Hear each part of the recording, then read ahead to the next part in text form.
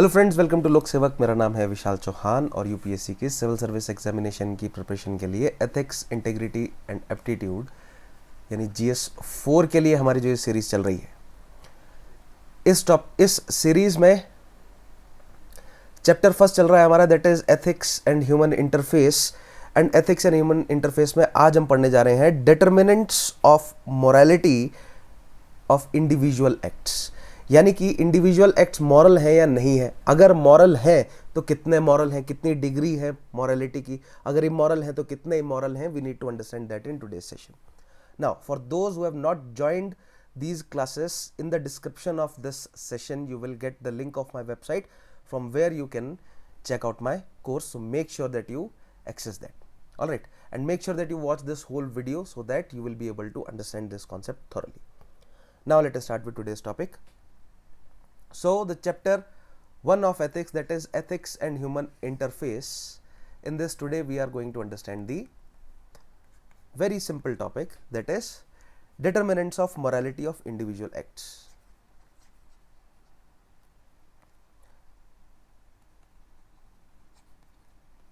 Of morality of individual acts. Now in the previous session we have discussed what is the difference between ethics and morality. Right, that is also available on my YouTube channel. So ethics and morality क्या है, हमने previous session में discuss किया। उससे पहले हमने discuss किया था that what are the determinants, किस वजह से डिफरेंट रीजन्स में डिफरेंट स्पेसिफिक वैल्यूज और स्पेसिफिक नॉर्म्स जो हैं वो डेवलप होते हैं। Before that we developed an understanding of what are values, what are the different type of values, characteristics of values, whether values are subjective or objective, whether values are dynamic or static. After that we established what are norms, how norms get developed, what is the importance of norms. उसके बाद हमने conduct को समझा, what is conduct, what are voluntary acts, what are involuntary acts, what are moral, immoral और non-moral acts. सो इन सारे topics को जो हमने अच्छे से समझा है, एंड इन बिटवीन दैट हमने एथिक्स को एज अ सोशल सिस्टम भी समझा था। राइट, हमने देखा था the development of super ego, that what is id, ego and super ego. So make sure कि आप प्रीवियस सभी सेशंस को अच्छे से स्टडी करें, और जो मैंने क्वेश्चंस इन बिटवीन दो सेशंस दिए हैं, make sure that you write answer to those questions, and live classes में आकर आप अपने आंसर्स को चेक जरूर करवाएं। ऑलराइट, और अगर आप लाइव क्लासेस में आकर चेक नहीं करवा पा रहे हैं तो आप मुझे आंसर्स लिखकर भेज दें टेलीग्राम पर या व्हाट्सएप पर, और मुझे मैसेज कर दें कि सर आप हमारे आंसर चेक कीजिए, so that I can call you back और मैं आपके आंसर्स को चेक कर सकूं। ऑलराइट, बट मेक श्योर कि आप आंसर्स लिखकर मुझे जरूर भेजें। ठीक है, now determinants of morality of individual acts. So what we need to understand today is that whether an act done by an individual की बात कर रहे हैं हम। इन द प्रीवियस सेशंस हमने देखा था कि एक सोसाइटी में जो वैल्यूज एंड नॉर्म्स डेवलप हुई हैं उनके पीछे क्या क्या फैक्टर्स हैं। ठीक है, आज हमें देखना है कि इंडिविजुअल जब कोई एक्ट करता है तो weather that act is moral और इमॉरल। नाउ अब आप अच्छे से समझ गए हैं कि हम मॉरल और इमॉरल एक्ट की ही क्यों बात कर रहे हैं, बिकॉज हमने कहा था कि एथिक्स की दुनिया शुरू होती है एक्ट से, और किस तरह के एक्ट से? एथिक्स की दुनिया शुरू होती है रादर स्पेसिफिकली कंडक्ट से। और कंडक्ट क्या होते हैं? उस तरह के कंडक्ट क्या होते हैं? ऐसे वॉलेंट्री एक्ट्स जो कि या तो मॉरल होंगे या इमॉरल होंगे, जो कि किए जाएंगे किसी ह्यूमन बीइंग द्वारा या किसी ऑर्गेनाइजेशन द्वारा। राइट, उन्हें हम जज करेंगे whether those acts are ethical और अनएथिकल। और हम एथिक्स को मोरालिटी के साथ सिनोनिमस माने तो मॉरल है वो एक्ट या इमॉरल है। So in today's session we will try to understand whether some acts are moral और इमॉरल। एंड आज का सेशन हमारे लिए इंपॉर्टेंट इसलिए भी है बिकॉज आगे आने वाले सेशन में जब भी हम केस स्टडीज पढ़ेंगे, राइट, तो उन केस स्टडीज में जो भी सिचुएशन या एथिकल डिलेमा हमारे सामने होगा, राइट, वहां पर जब भी हम जज करने की सिचुएशन में होंगे तो हमें कुछ ऐसे 5 फैक्टर्स हैं जो आज हम पढ़ने जा रहे हैं। उन 5 फैक्टर्स को ध्यान में रखते हुए उन एथिकल डिलेमास उन एथिकल डिलेमास को जज करना है या एक सोल्यूशन पे पहुंचना है उनके लिए, right. So today's session will definitely help you in the case studies. So what we need to understand is whether an act done by an individual is moral or immoral. ठीक है, पहले तो ये अगर moral है तो what is the degree of morality, कितना moral है, अगर immoral है तो कितना immoral है, right? Because on the basis of that हम ethical dilemmas से deal कर सकेंगे, ठीक है। क्योंकि एथिकल डिलेमा हमारे सामने जब आएंगे तो हम देखेंगे कि कुछ एक्ट जो हैं वो कम मॉरल होंगे, कुछ एक्ट ज्यादा मॉरल होंगे, कुछ एक्ट कम इमोरल होंगे, कुछ एक्ट ज्यादा इमोरल होंगे। तो what are those factors that decide the degree of morality और immorality of an individual act, alright. So now let us look at those 5 factors. What are those 5 factors? Now मैंने 2-3 बार already आपको ये 5 factors बता दिए हैं ताकि आपके दिमाग में अच्छे से वो प्रिंट हो जाए, ठीक है। So these 5 factors, first of all is the social context. Without society there can be no ethics, या ethics is not beyond society. If there was only one single person on earth there will be no need of ethics. Ethics की need ही नहीं होती अगर एक व्यक्ति होता तो। Since there is a society, there is a need for ethics or morality, right, for the benefit of the society, ठीक है। So every act, we can say by and large every act is in social context. So the very first factor is the social context. Second is the act in itself. What is being done? Act in itself, क्या किया गया है, right, किसी individual द्वारा। Third factor is the actor और the doer, the person जिसने वो individual जिसने वो एक्ट किया है, right. Fourth factor is the victim और बेनिफिशियरी, राइट। अब जो भी एक्ट लिया गया है वो हो सकता है that act is in benefit of the society. If that act is in the benefit of the society, that means we will consider a beneficiary. If that act is against the society, we will consider the victim. And lastly the consequence of the action. So whenever we have any in case studies, whenever we will have an ethical dilemma in front of us, or not just in case studies, in your life, in personal or professional capacity, whenever you are in a position of judging in a situation, you must consider at least these 5 factors, right? ये 5 factors जो हैं वो आपको ध्यान में रखने बहुत जरूरी है। नाउ दिस पर्टिकुलर टॉपिक जो आज हम पढ़ने जा रहे हैं ये डायरेक्टली हमारे सिलेबस का हिस्सा नहीं है, बट सिंस ये हमें केस स्टडीज में मदद करेगा, that is why it is important कि हम ये 5 फैक्टर्स को अच्छे से जरूर समझें, right. So first of all the social context.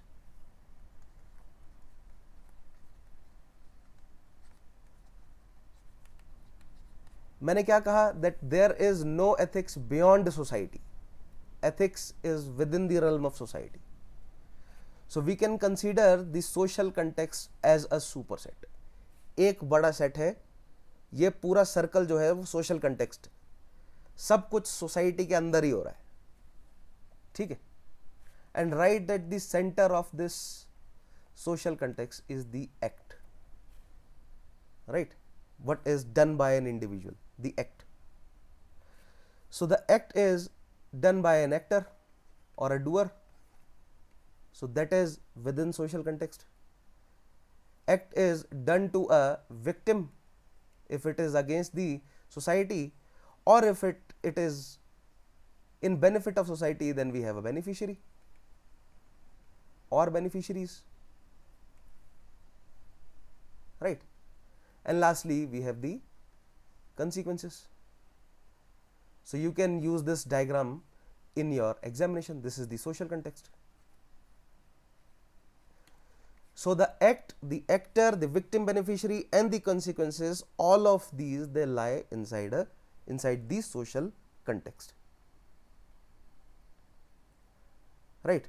Where act is the focal point of this social context, but we also need to consider other factors.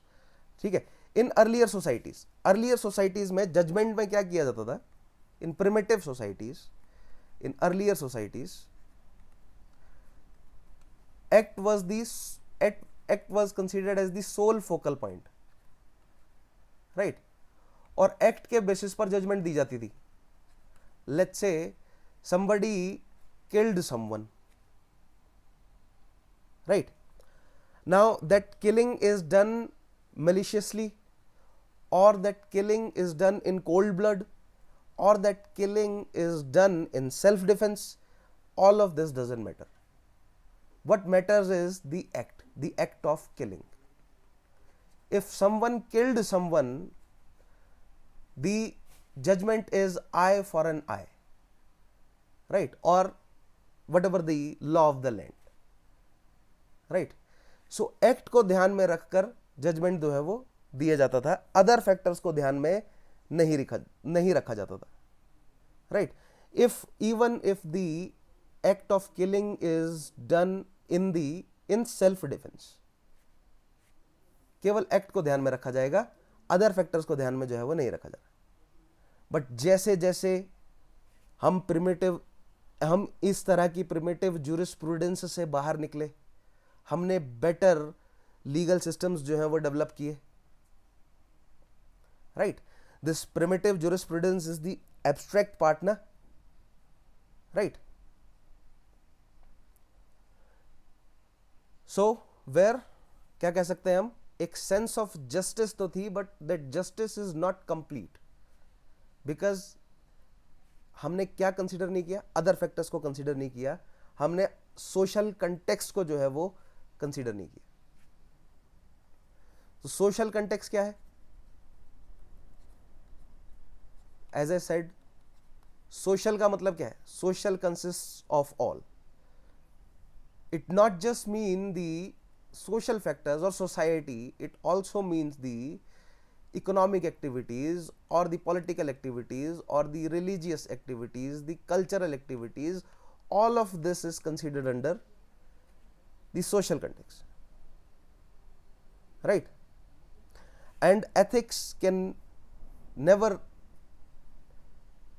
ethics जो है वो society के बगैर survive कर नहीं सकता. Ethics is relative to society, right? So every society makes various subsystems for its subsistence या for its survival. So हर एक सोसाइटी में ये सारे सबसिस्टम्स जो हैं वो डेवलप हो जाते हैं. एक सोशल सिस्टम तो होता ही है, that is the super set. उसके अंदर एक इकोनॉमिक सेट बन जाता है, एक पॉलिटिकल सिस्टम बन जाता है, religious system, cultural system and various other तरह के, एजुकेशनल हो गया, कई डिफरेंट तरह के जो हैं वो सबसिस्टम्स सोसाइटी के अंदर डेवलप हो जाते हैं, right? That is the social context, and we need to understand all of that. हमें उसको ध्यान में रखकर जो है वो जजमेंट देना होता है, right?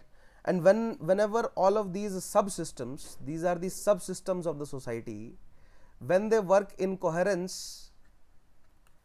these result into the social context, right?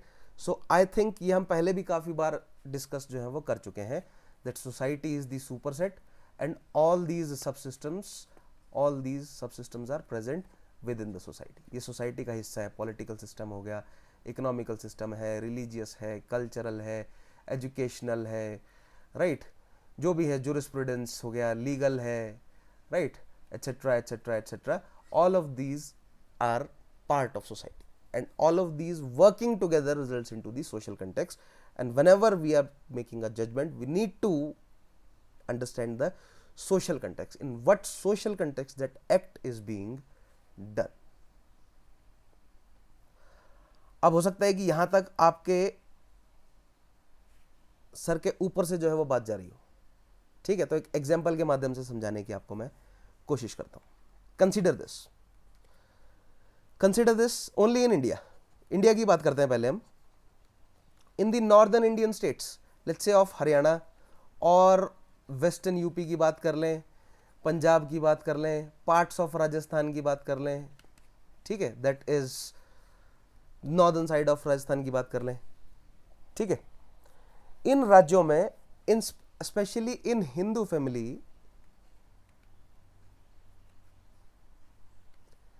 if there is a relationship between cousins, right, अगर cousins जो हैं वो आपस में रिलेशनशिप में आ जाएं, that is considered as against the not just norms, customs, but these are considered against the mores and in fact institution of family, right, that means social sanctions तक जो है वो लग सकते हैं यहाँ पर। So relationships among cousins is highly prohibited, ठीक है।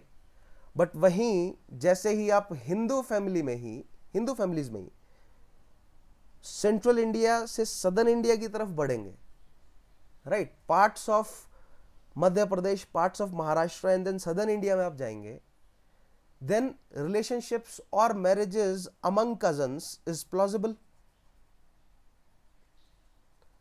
It is plausible and socially accepted, or it is part of the family as institution or marriage as an institution, right, norms, customs, mores और institution के level तक ये acceptable है, right, in let's say central India, some tribes of central India or some regions of Maharashtra and some regions of southern Indian states, some tribes of southern Indian states, especially the matrilineal tribes of southern Indian states. Indian society में हमने उसके बारे में discuss किया था, याद होगा आप लोगों को तो, right. The marriage relations among cousins is acceptable और in fact is part of the institution of marriage or family in Hindu families only, right, but same is not part of the Hindu families of the northern Indian states. There it is considered as a sin that can result into social sanctions and in some cases can reach to the level of honor killings. We have such examples. So what is it? ठीक है, so now if you are in a position of judging such situation, right, where in one case in a Hindu family only the marriages between cousins is considered a sin, right, and in other part of India the marriage between cousins is part of their traditions and customs, right, this difference it arises through the, ये क्या है, this difference is of the difference of social context. So in social context, in one case the act of marrying your cousin is considered as a sin, is considered as immoral, right, in other case, in other social context, the act of marrying your or being in relationship with your cousin is considered as, is not considered as immoral, in fact it is socially sanctioned, right. What else? Is there any other example we can?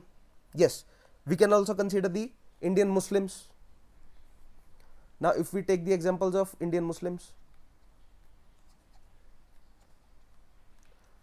now in their case marriage, now when I say marriage between cousins, I only mean the cousins from mother side, not from father side.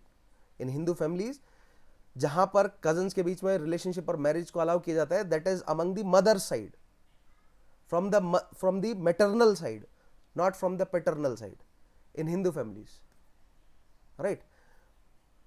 But जैसे ही हम social context में, ठीक है, religion as a social context को consider करते हैं और दो केसेस लेकर आते हैं कि एक इंडियन, एक हिंदू फैमिली है जिसमें कजन्स जो है वो आपस में शादी कर रहे हैं, बट केवल मैटरनल कजन्स आपस में शादी कर सकते हैं. But in case of Indian Muslims,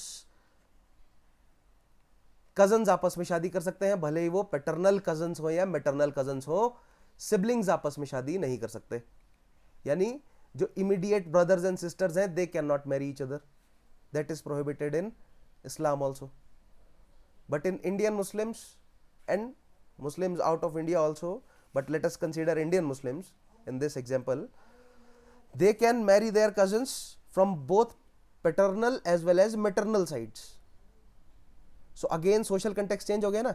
Now in an Indian Hindu family or in an Hindu family in northern India, there is no, मतलब या देयर इज प्रोहिबिशन. किस चीज का प्रोहिबिशन है? Of marriage between cousins, right. But जैसे जैसे हम south India की तरफ बढ़ेंगे तो marriage is allowed between cousins, but only from the maternal side, right. But अगर हम इंडियन मुस्लिम्स की बात करें तो marriage is allowed between cousins both from paternal and maternal side. So the same act of marrying your cousin with the changing social context, its morality or it being moral or immoral, that changes,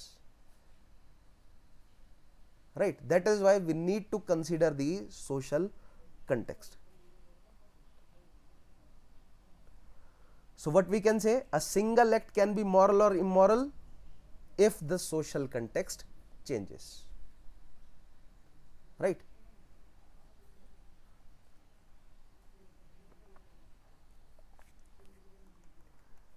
Second is the act in itself.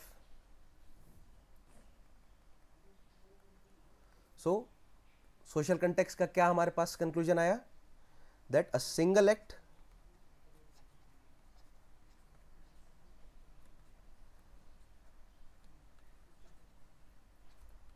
can be considered as moral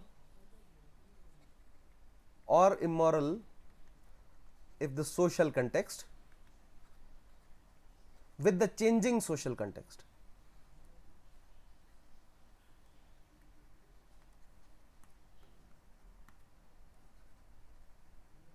या in different social context,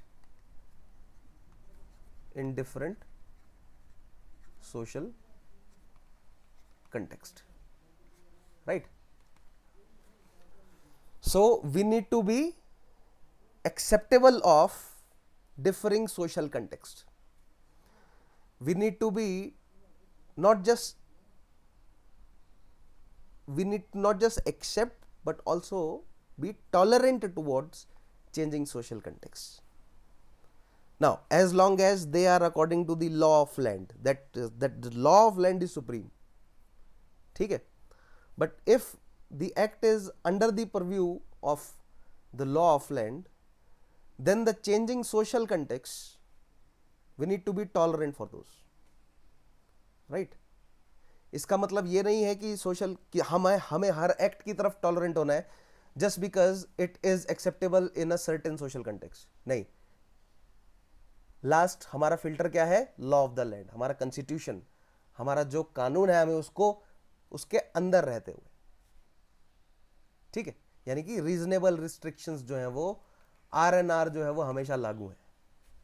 ध्यान रखना है, वो RNR कहां से आ रही है? वो रीजनेबल रिस्ट्रिक्शंस कॉन्स्टिट्यूशन से आ रही हैं, ठीक है. Secondly is the act itself.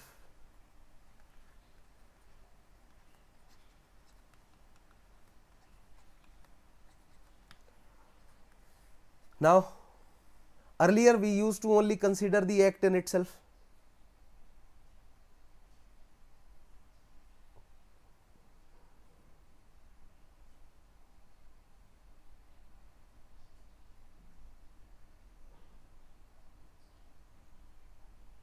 Right, and in ethics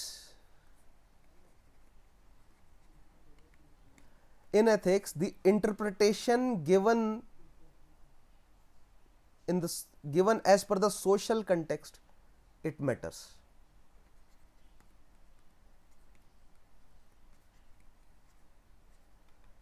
The interpretation given as per the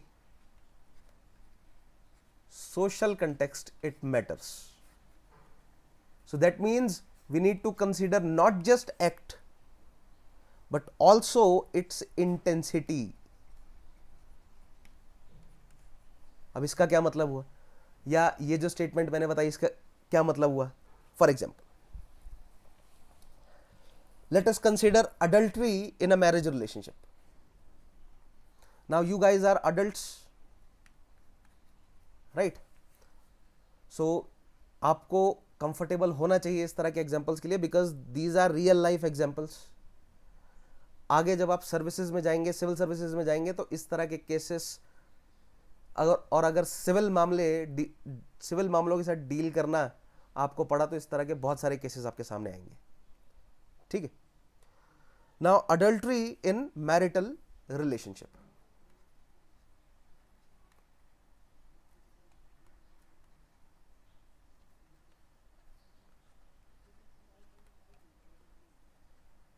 Now what do we mean by adultery? Adultery meaning having an illicit relationship out of wedlock, right? यानी कि एक affair है ना, एक illegal affair. So the act is adultery, but we will not just consider the act, but we will also consider its intensity, the intensity of the act.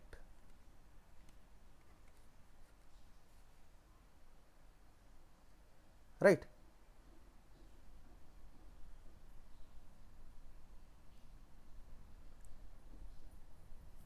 Like for example, if a person is in a marital relationship, ठीक है, and that person has an affair somewhere else, let's say husband or a wife, and that person has only one extramarital affair with a single person. So one person, one act, right? And there is a second situation where there is that one person again, but that one person over the years of their marriage, that one person is indulged into several extramarital affairs. So one person, multiple acts.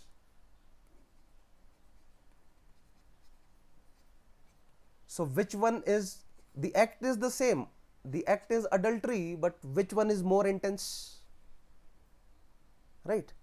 So there is an obvious answer that one person having multiple extramarital affairs, that act of adultery is more intense than that same person, or let's say any other person having only one single extramarital affair. The intensity of that particular act is low, right? And not just that, as I said, that the interpretation of that particular act is different according to the social context. Let us consider the same act, that is adultery, and understand in different social contexts. Now adultery committed in Iran and adultery committed in France, right? So in which country do you think it will be considered, the act will be considered more intense, right? Let's say the first case, right? In which social context do you think the act will be considered as more intense, in Iran or in France, right? The interpretation of adultery will be different according to these changed social context. There is a very famous movie, The Stoning of Soraya M. the stoning of Soraya M. Soraya M was a lady in Iran, and her husband wanted to marry someone else, but he did not wanted to maintain two wives, so he wrongfully alleged his wife, that is Soraya M, of adultery, and he fabricated evidences. And as you guys know, in the orthodox Islamic or the Shariat law, it is very difficult for the woman to prove their innocence. So she was found guilty and she was convicted, right? And she was convicted guilty and penalized, cap penalty दी गई उस Soraya M को, death by stoning. और death कैसे, stoning कैसे की जाती है? धरती पे गाड़ दिया जाता है, या तो कई बार खड़ा रखा जाता है, ठीक है, कोई व्यक्ति खड़ा रहे तो फिर उस पर पत्थर पड़ता है, वो दौड़ने लग जाता है, ठीक है, नहीं, दौड़ने को अवॉइड करने के लिए उनको धरती में गाड़ दिया जाता है, कमर तक, कई बार गर्दन तक भी, right. So she was buried, half buried in the ground, and then she was stoned. So there is a movie, I guess 2008 या 9 में बनी होगी, उसी साल के अराउंड 2007 या 2008 का केस भी है. इट्स अ रियल केस, पूरी दुनिया में बहुत बहुत मतलब रिजाउंड किया था, इस समय बहुत कंट्रोवर्सी हुई थी इस केस पर. मूवी बनी थी the story of Soraya M. I suppose it is available on YouTube, so you can watch the clips. थोड़ा सा ग्राफिक कंटेंट है, सो क्या बोलते हैं उसको, viewers discretion is advised. So the point is that woman was falsely accused of adultery, yet in the social context she was found guilty and was put to death, and not just any simple death but gruesome death. She was violently killed. Now imagine the same situation in the French society, or in the other social context, that is in France. If someone commits adultery, what would happen in France? It's not that they will socially sanction adultery, no, right? They do not sanction or condone adultery. वहाँ पर भी the relationship will end, or maybe marriage will end, or the matter will go to the court, right? But everything will be handled in a very civilized manner, ठीक है?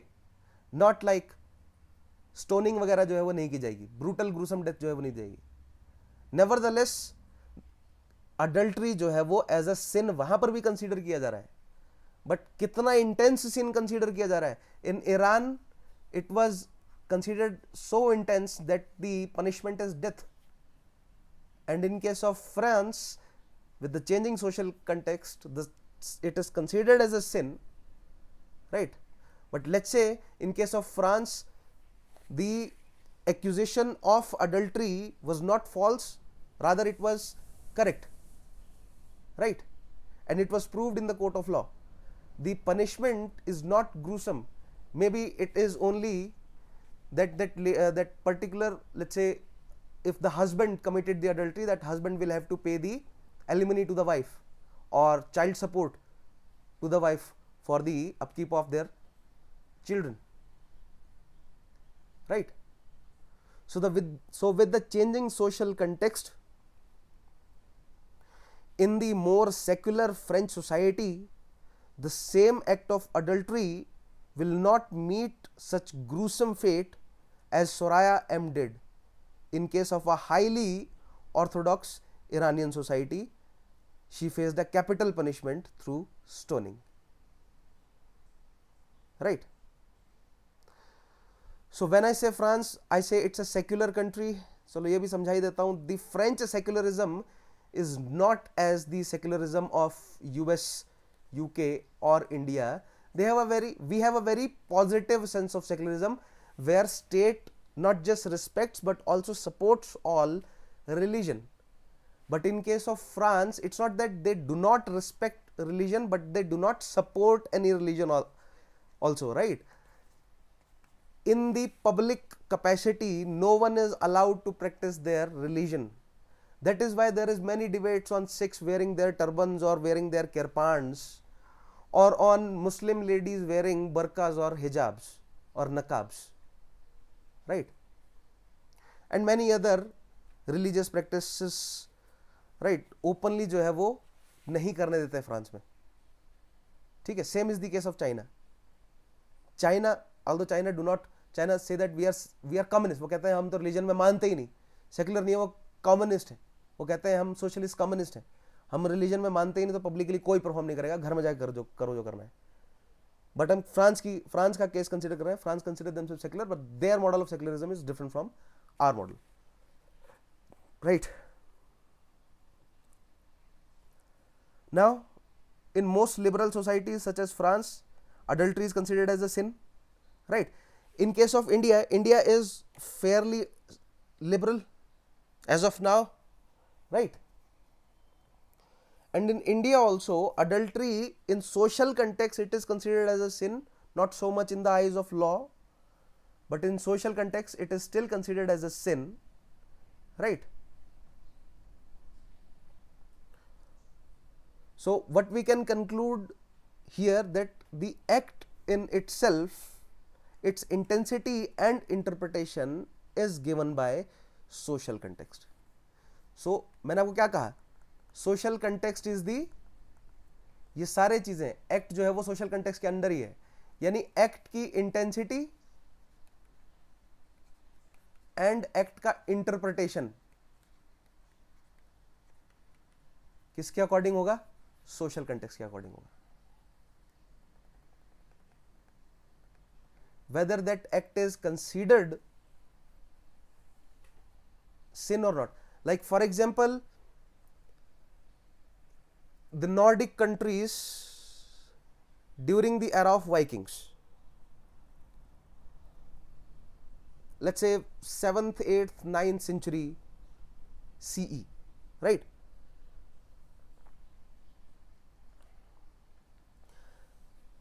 In those times, they had a very liberal society as far as adultery was concerned,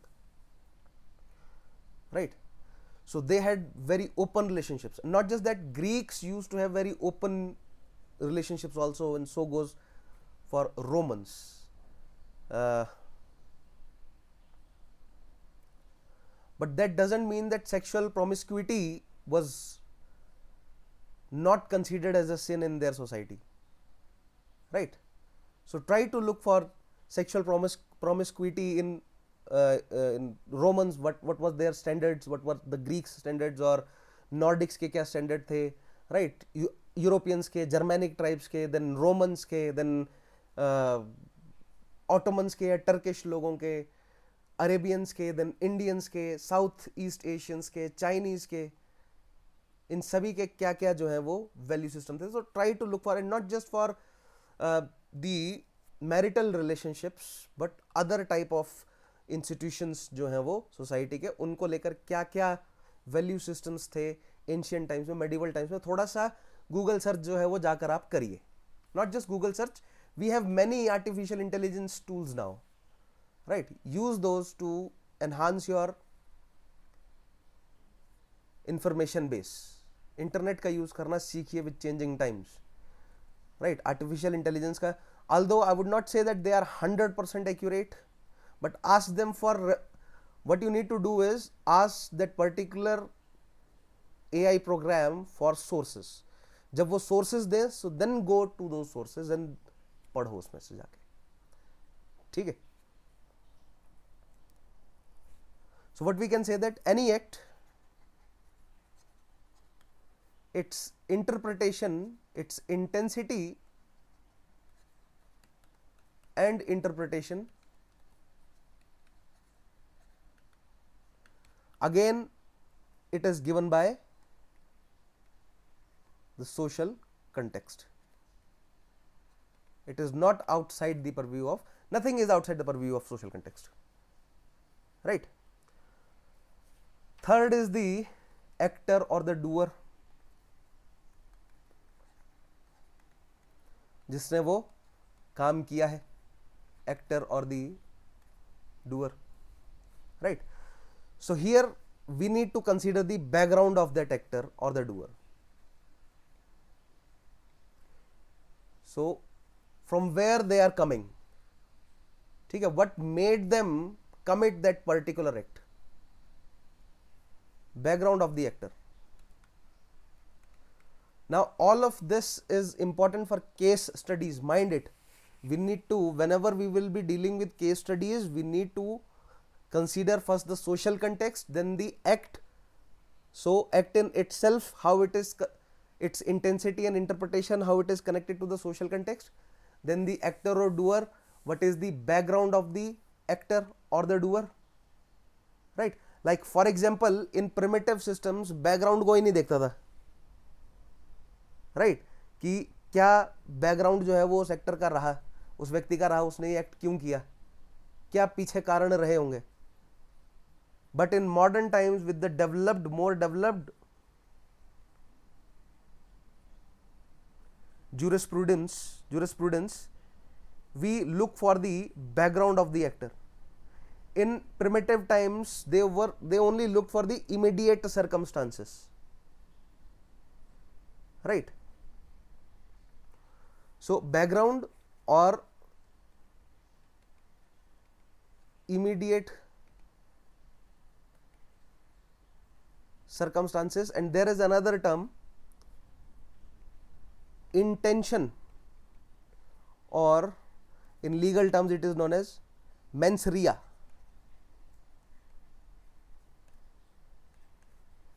या intention जो है वो जानना बहुत जरूरी है किसी व्यक्ति का, कि विदाउट इंटेंशन अगर किसी व्यक्ति ने कोई एक्ट किया है, राइट, तो that can be open to the interpretation of that act is not moral और immoral, rather that act is non moral, right. So intention जानना बहुत जरूरी है. इन इंडियन जो हम ज्यूरिस्प्रूडेंस इंडिया में हम फॉलो करते हैं, हम इंटेंशन जो है वो जानना बहुत जरूरी समझते हैं जजमेंट देने से पहले इंडियन कोर्ट्स में, ठीक है. तो बैकग्राउंड का मतलब क्या है? That means what is the age of that actor और what is the sex of that actor, right. Let's say what is the family background of that actor, whether that actor is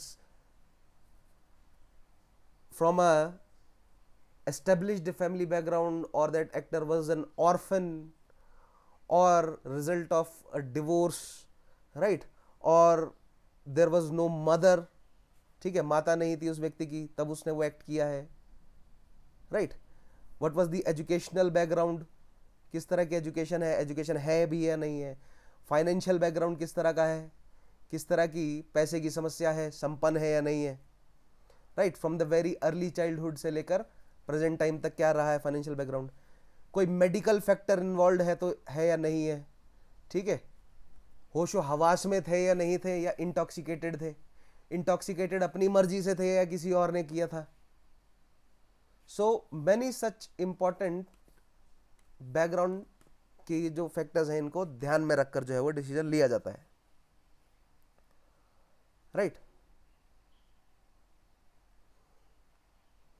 and in secondly is the immediate circumstances. Immediate circumstances को ध्यान में रखा जाता है.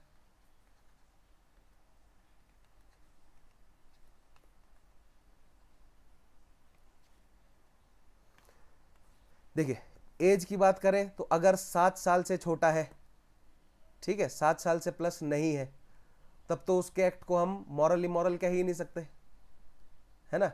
8 साल या उससे बड़ा है तब उसके उस व्यक्ति के एक्ट को हम मॉरल या इमोरल कह सकते हैं या जज कर सकते हैं, राइट.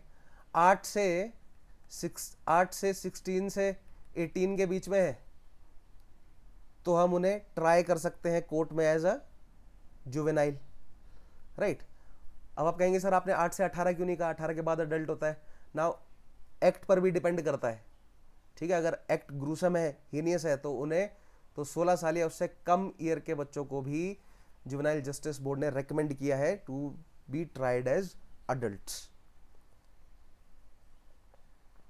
राइट. तो इस तरह एज पर डिपेंड करता है, सेक्स पर डिपेंड करता है, मेल द्वारा किया गया है या फीमेल द्वारा किया गया है या थर्ड जेंडर द्वारा किया गया है, राइट. जो एक्ट है वो मेल ओवर मेल है, मेल ओवर फीमेल है, फीमेल ओवर मेल है, फीमेल ओवर फीमेल है, सो सेक्स पर डिपेंड करता है। ठीक है, चलो थोड़ी देर में इसके एग्जांपल्स देता हूं, then we will go in details of all these factors. Immediate circumstances देख लेते हैं क्या क्या है। अंडर ड्यूरेस वो एक्ट किया गया है या नहीं, किसी टॉर्चर के रिजल्ट में वो एक्ट किया गया है, या किसी एक्सप्लॉयटेशन का वो एक्ट रिजल्ट है, राइट, या act was done under duress, duress मतलब प्रेशर में, जोर पे किया गया है, right, whether that act is result of abetment, right, फंसाया गया है, इंटाइस किया गया है, या प्रोवोक किया गया है। प्रोवोक मतलब किसी को इतने हद तक गैसलाइट कर दिया गया, ठीक है, आजकल गैसलाइट टर्म जो है काफी पॉपुलर है, that one time they snapped and they committed a particular act. So was it a result of gaslighting or provocation some sort of, or the result of abatement, उनको फंसाया गया, trap किया गया, right, और इनसाइटमेंट, और insight किया गया, ठीक है, फ्रेम किया गया उन्हें, या तो जोर जबरदस्ती से करवाया गया, टॉर्चर, एक्सप्लॉयटेशन या ड्यूरेस पे करवाया गया, या उनके सामने ऐसी सिचुएशन क्रिएट कर दी गई, उनको फंसाया गया, किसी व्यक्ति को प्रोवोक किया गया, गैसलाइट किया गया, इंसाइट किया गया, राइट, या उस व्यक्ति के सामने गलत फैक्ट्स रख दिए गए, रॉन्ग फैक्ट्स या इनकम्प्लीट डेटा रखा गया, तो उस व्यक्ति ने वो एक्ट किया, या वो व्यक्ति इंटॉक्सिकेटेड था। इंटॉक्सिकेटेड भी किस तरह का, दैट व्यक्ति इंटॉक्सिकेटेड इनवॉलेंट्री, यानी अपनी मर्जी से नहीं, फोर्सफुली या without their knowing that person was intoxicated and then they committed that act.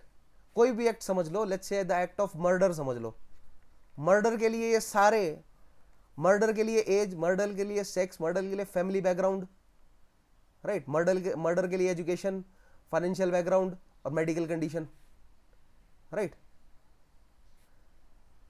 आप मर्डर के लिए जजमेंट देना चाह रहे हैं, आप उस व्यक्ति का बैकग्राउंड जो है वो देखेंगे, ठीक है। आप मर्डर के लिए इमीडिएट सर्कमस्टांसेस को कंसीडर करेंगे, क्या वो व्यक्ति ड्यूरेस में तो नहीं था, यानी प्रेशर, उस व्यक्ति के ऊपर तो किसी ने बंदूक नहीं रखी हुई थी कि तू सामने वाले को गोली मार, या एक्सप्लॉइट तो नहीं किया जा रहा उस व्यक्ति को, टॉर्चर तो नहीं किया जा रहा था, फंसाया तो नहीं गया, किसी तरह ट्रैप तो नहीं किया गया, उकसाया तो नहीं गया, गैस लाइट तो नहीं किया गया, ठीक है, धीरे धीरे धीरे उनको प्रोवोक तो नहीं किया जा रहा था, गलत फैक्ट तो नहीं, झूठ तो नहीं बोला गया उन्हें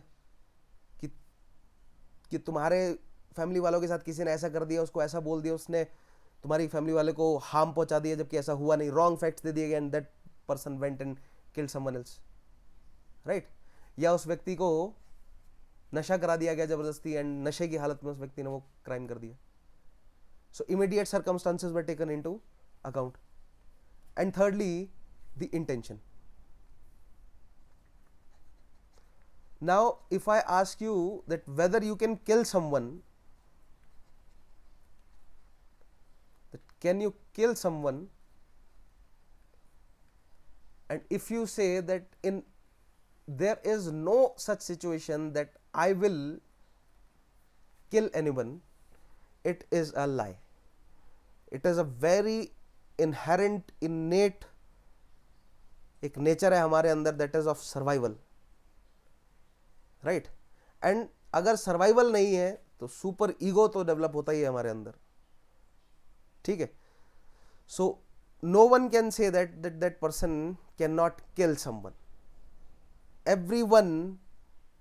everyone is capable of killing someone provided the situation, right? So anyone can kill, right? But the intention is very important, whether the intention was to kill or not, right? Like for example, you were driving on the road, right, and it is pouring, it is raining like cats and dogs, right, or आप speed limit में ही चल रहे हैं, speed limit से कम चल रहे हैं, बहुत बुरी तरह बारिश हो रही है, हवा चल रही है, सामान उड़ रहा है रास्ते पर, अचानक से साइड से कुछ निकल कर आ गया, आपको बहुत लेट नज़र आया, आपने ब्रेक्स लगाए, ब्रेक लगे नहीं टाइम पर, और जब तक आप रियलाइज करते तो आपको बॉडीज उड़ती हुई नजर आई, and you killed someone, right? But was your intention to kill that person? क्या आपने इंटेंशन से मारा? नहीं, इंटेंशन से नहीं मारा, बट द रिजल्ट इज कि आपने उस व्यक्ति को मार दिया, मर्डर हो गया आपसे, राइट? बट क्या वो मर्डर इंटेंशनल था या नहीं था? And that same goes for not just for killing but also for saving, right?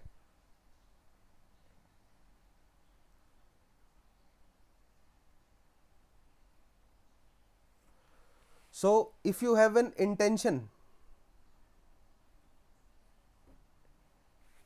so whenever we are considering the actor, their intentions are taken into consideration, whether they had the intention to kill someone or to save someone, or that means ये तो kill और save का मैंने example लिया ना, कहने का मतलब do an immoral act or a moral act, whether they had an intention of committing a immoral act or moral act, right? Like for example, एक काफी फेमस एग्जांपल है कि एक नहर थी, नहर में खेलते खेलते 3 बच्चे जो हैं वो डूबने लगे, ठीक है? भीड़ देख रही थी और एक व्यक्ति जो है वो कूद गया, राइट? भीड़ देखती रही और एक व्यक्ति कूद गया, और किस्मत से उन तीनों बच्चों को निकालकर बाहर भी ले आया, और जनता पूरी खुश तालियां बजा रही है, और मतलब कंधे पे उठा लिया उस आदमी को, ठीक है? तो आप कहेंगे कि सर हाँ ये तो बहुत बड़ी एक्ट है, तो मॉरल एक्ट है उसका, राइट? बट फिर वो आदमी कह रहा है कि मुझे एक बात बताओ कि बचा तो लिया मैंने, चलो सबको ठीक है, बट मेरे को धक्का किसने दिया था? That means that person did not had the intention of saving. वो तो खड़े होकर देख ही रहा था, वो तो किसी ने उसको धक्का दे दिया, राइट? तब उसने बचा लिया उन्हें। So that person's act of jumping into the canal by the intention, earlier we were considering that the intention was to save those drowning kids, so we said that that person's act of jumping into canal is moral, right? But now we have the data that the person did not jump on their own account, rather that person was pushed, so their act is, अगर खुद का control नहीं है, so वो moral भी नहीं है, moral भी नहीं है, वो नॉन moral act हो गया, ठीक है? अब दूसरी कंडीशन आती है, फिर लोग बोलते हैं कि चलो कोई बात नहीं, तुम्हें धक्का दिया, तुम बच्चों को तो बचा लाए, ठीक है? तुम कहोगे कि हाँ बच्चों को बचा लाए सर, अभी भी ये मॉरल है एक्ट तो ये। फिर वो कहता है कि बच्चों को मैंने नहीं बचाया, बच्चे तो आकर मेरे पे चिपट गए, मैं तो उनको लाते मार रहा था कि दूर हो जाओ, बट उन्होंने मेरे को इतना टाइट पकड़ा हुआ था और मैं इतनी जोर से लाते मार रहा था कि हम जो है वो बहते हुए किनारे तक पहुंच गए, right?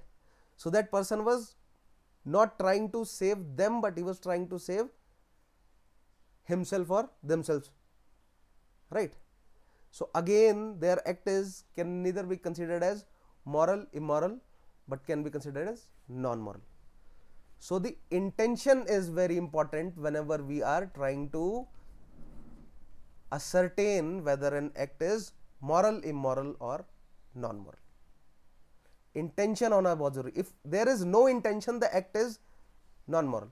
If the intention is good the act is moral. If the intention is bad the act is immoral, right?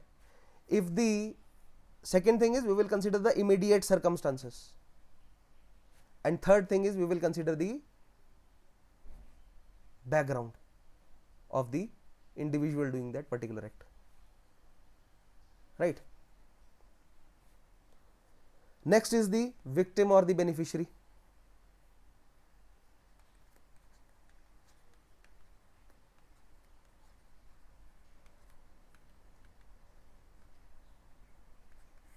Victim or beneficiary. Now here again what we will consider is the background of the victim or the beneficiary, right? Background such as the age of the victim or the sex of the victim or the, let's say, community of the victim or the medical condition of the victim, right? Community आप वहां पर भी डाल सकते हैं, right? Actor में भी.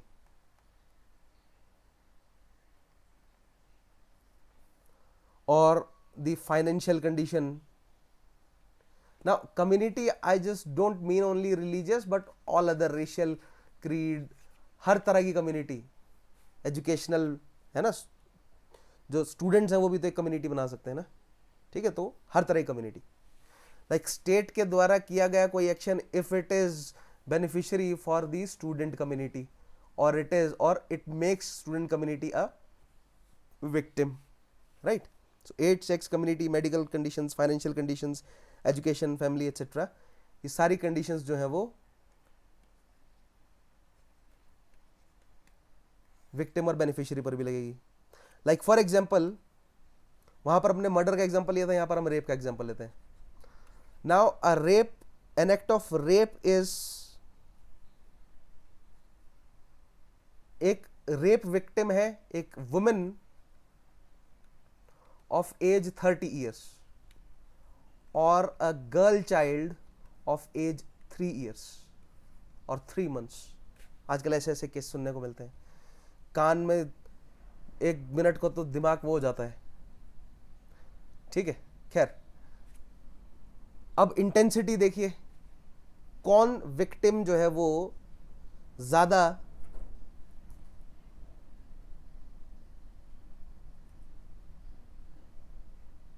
One second,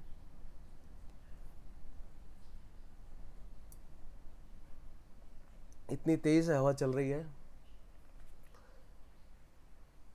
pressure difference की वजह से मेरी छत जो है वो लिफ्ट हो जा रही है ऊपर. ऐसे टीन की छत है तो वो लिफ्ट हो जा रही है और ऐसा लग रहा है जैसे उड़ जाएगी. खैर, और मेरे कान में भी सीटी बज गई प्रेशर डिफरेंस की वजह से. खैर, सो क्या कह रहा था मैं? हाँ, एक वुमेन का रेप हुआ है ऑफ 30 ईयर्स और एक गर्ल चाइल्ड का रेप हुआ है 3 ईयर्स. कौन सा? दोनों ही रेप हैं बट ज्यादा हीनियस किसे कंसीडर किया जाएगा? Which is the more intense and heinous, right? Like ये एग्जांपल है एज का. देन सेक्स की बात करते हैं, N act of physical torture.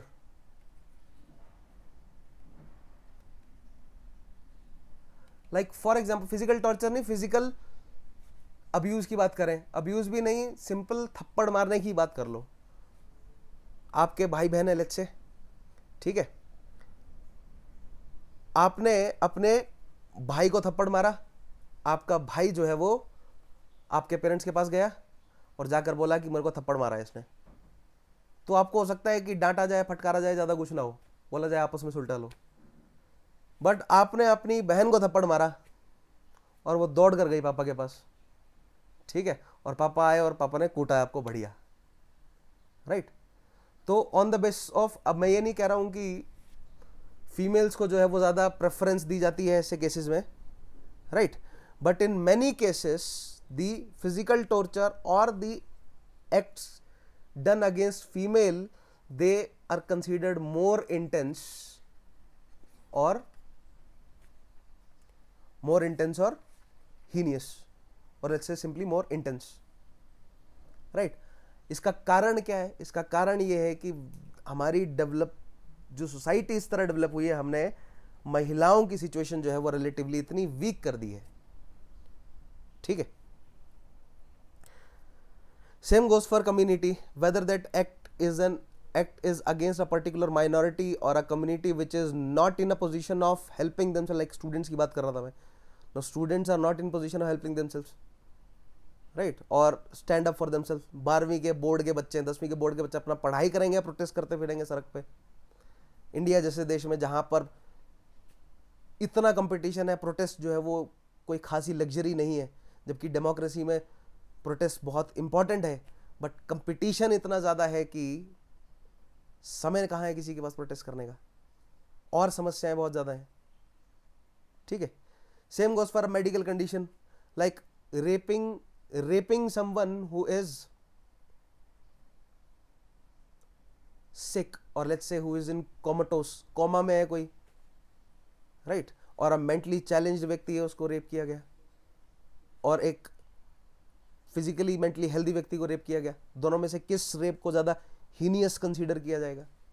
Act same है, रेप, बट किस एक्ट को ज़्यादा हीनियस कंसीडर किया जाएगा? With the changing background of the victim or the beneficiary, the judgment changes, right? Sorry.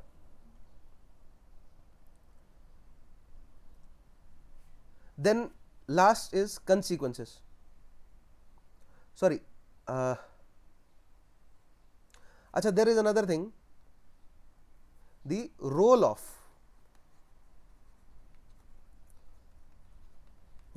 victim or beneficiary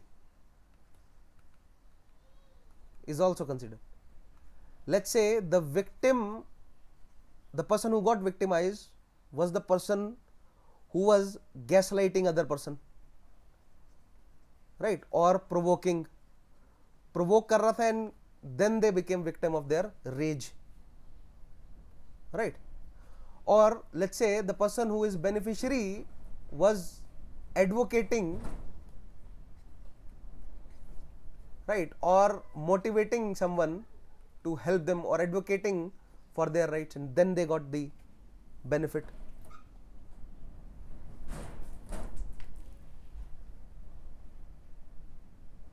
उड़ जाएगी आज मेरी छत,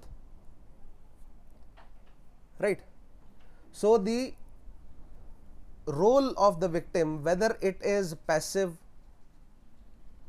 or active or neutral, or there is no role, it affects the intensity, it brings up or brings down the intensity of the act, right? If the role of the victim is active, it brings down the intensity of the act. Let's say in case of rape or murder. If the role is passive, then it relatively brings down the intensity, and if it is neutral, there is no role, then the intensity goes high, right? So the role of the victim and beneficiary should also be considered. Lastly is the consequences or impact of an act.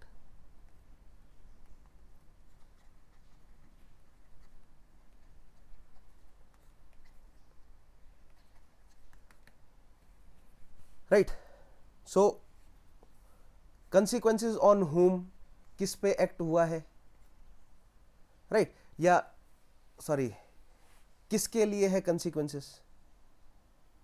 So सबसे पहले तो consequences on the victim and beneficiary or beneficiary, दोनों पर, but also by and large on society, right? Nirbhaya कांड आप लोगों को याद है. अब उस एक लड़की के साथ वो क्राइम नहीं हुआ था, वो क्राइम पूरी सोसाइटी के अगेंस्ट था. काफी लंबे समय तक लोग अपने बच्चों को दिल्ली भेजने से हिचकिचा रहे थे. आज भी ऐसा नहीं है, आज भी दिल्ली में वो माहौल जो है, वो शाम को दिल्ली के बहुत सारे, कुछ हैंडफुल ऑफ थोड़े से कुछ एरियाज है, उनको छोड़कर ऑलमोस्ट पूरी दिल्ली में वो माहौल रात को 9-10 बजे के बाद जो है वो फील किया जा सकता है. So the victim of rape is not just that particular individual जिनके अगेंस्ट वो क्राइम हुआ है, बट उसका विक्टिम जो है वो पूरी सोसाइटी बनती है. That act is against the whole society. That is why state जो है वो विक्टिम्स के अगेंस्ट केस लड़ता है. क्रिमिनल केसेस में स्टेट जो है वो लड़ता है विक्टिम्स के अगेंस्ट केस, सॉरी विक्टिम्स की तरफ से केस, नॉट अगेंस्ट, विक्टिम्स की तरफ से केस जो है वो स्टेट लड़ता है, because it is considered that the crime is done not just against the victim but against the whole society, right. Second, the time and duration of the consequences, right? Now same example लेते हैं, physical abuse का, rape का, assault का, किसी भी का, murder का तो चलो परमानेंट जो है वो कंसिक्वेंस होता है, that person is dead, right, but on that person और by that and on the society also, there is a short term effect and a long term effect. The short term effect on that person is, let's say, the physical damage that is done to their body, right, but the long term effect is the psychological effect.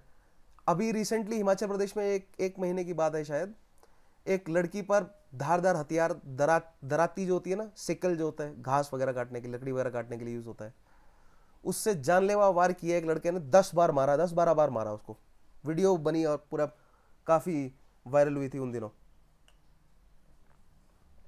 तो now that girl is physically recovering, maybe in a couple of months she will recover completely, but जो psychologically उस लड़की पर जो असर है वो मे भी कई सालों तक रहे, और हो सकता है कि प्रॉपर अगर हेल्प नहीं मिली, काउंसलिंग नहीं मिली उस लड़की को, तो पूरे जीवन भर वो उस डर में जिएगी. कई तरह के इश्यूज उस लड़की के साइकी में रहेंगे, एंड नॉट जस्ट उस लड़की के, बट उस एरिया के और आसपास के, एंड ऑल ओवर जहां जहां तक वो न्यूज़ फैली है, लड़कियों के मन में, उनके पेरेंट्स के मन में साइकोलॉजिकल जो वो असर है उस पर्टिकुलर एक्ट का रहेगा.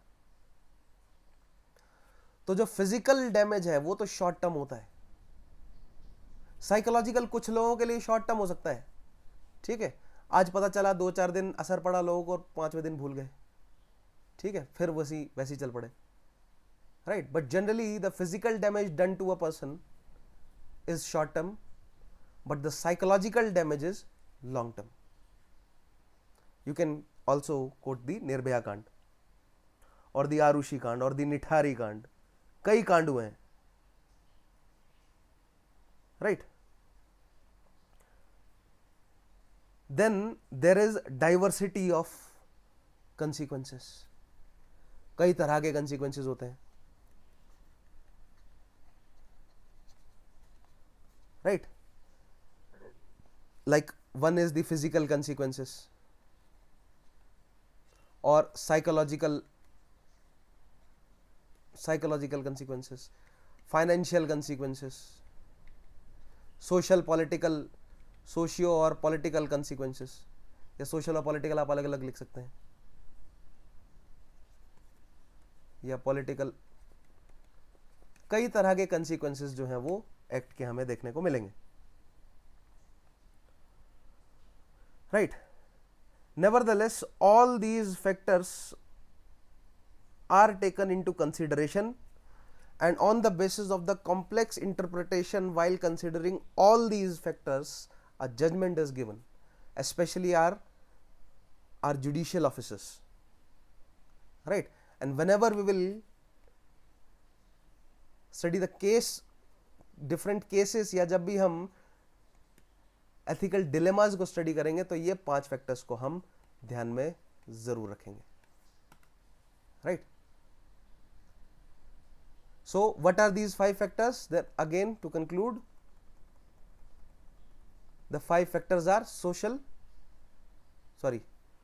the 5 factors are the social context, the act in itself, the actor, the victim or beneficiary, and the consequences, right? So I hope आज का सेशन आपको समझ आया होगा, और अगर नहीं आया तो डोंट वरी, जब हम केस स्टडीज करेंगे तो ये 5 फैक्टर्स हम बार बार, अभी मैंने एग्जांपल्स नहीं दिए, देखो यहाँ पर मैंने एक्टर, डूअर, विक्टिम, बेनिफिशियरी, ज़्यादा आपको एग्जांपल्स नहीं दिए, ठीक है, क्योंकि जब हम केस स्टडी करेंगे तो वहाँ पर आएंगे एग्जांपल्स, बहुत सारे एग्जांपल्स आएंगे, डोंट वरी. अभी केवल आपके मन में, आपके ध्यान में फैक्टर्स होने चाहिए, ठीक है. जब हम केस स्टडीज करेंगे तो टाइम एंड अगेन बहुत सारे फैक्टर्स जो हैं वो हमारे, बहुत सारे एग्जांपल्स हमारे सामने आएंगे, राइट? और किसी भी केस स्टडी को अप्रोच करने के लिए हम ये 5 फैक्टर्स को बार बार जो है वो ध्यान में रखेंगे, ठीक है. लाइक किसी भी केस स्टडी में जब हम एक्टर की बात करेंगे तो हम देखेंगे कि उस एक्टर का बैकग्राउंड क्या है, उस एक्टर का इंटेंशन क्या रहा, राइट?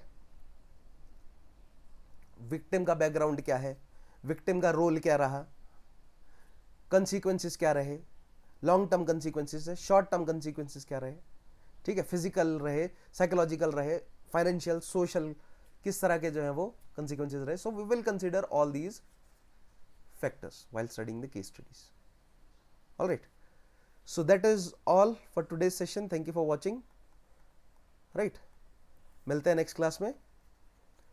मेक श्योर कि प्रीवियस सेशंस में जो मैंने पढ़ाया आप उसे अच्छे से कवर करें, और जो क्वेश्चंस मैंने दिए लिखने को उन्हें आप अच्छे से स्टडी जरूर करें.